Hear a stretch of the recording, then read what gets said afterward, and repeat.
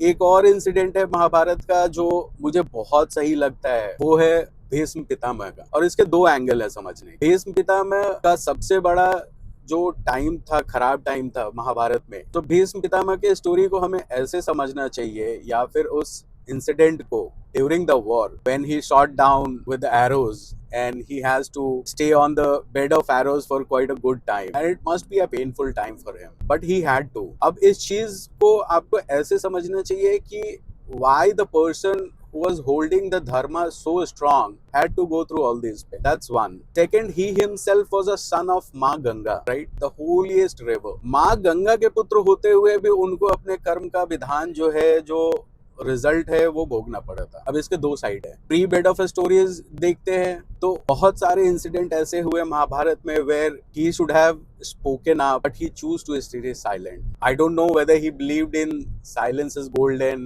or not, but wherever he showed he did not। Draupadi चीरहरण incident, trying killing of Pandavas, द्यूतकीरा जो gamble खेला गया था पांडव के अगेंस्ट, एवरीवेयर ही केप्ट क्वाइट। तो एक चीज हमें भीष्म पितामह के स्टोरी से समझनी चाहिए कि not always silence is golden. हमें ये सिखाया जाता है कि यार हमारा प्रॉब्लम नहीं है, क्यों फंसे इसमें। But just imagine an example, you going to office, right? Or somebody is being pressed by some senior colleague or for no reason, but you choose to keep quiet because that's not your problem। What if the same thing happens to you and rest of the world choose to keep quiet? The justice will not be delivered, right? Same situation आप आज की date में Gen Zs के crowd में देख सकते हो कि एक फ्रेंड को कुछ फ्रेंड मिलकर बुली करते हैं, आप चुप रहते हो। आपने सोचा कि मैं चुप हूँ, मैं तो न्यूट्रल हूँ, मैंने तो कोई स्टैंड लिया नहीं, बट आपके सिर्फ चुप रहने से यहाँ पे दो स्टोरीज बनती है। एक विक्टिम के लिए जो बुली हो रहा है, और एक बुली के लिए तो आपके साइलेंस को एक्नॉलेजमेंट समझ। तो ये एक साइड है भीष्म पितामह का समझने का।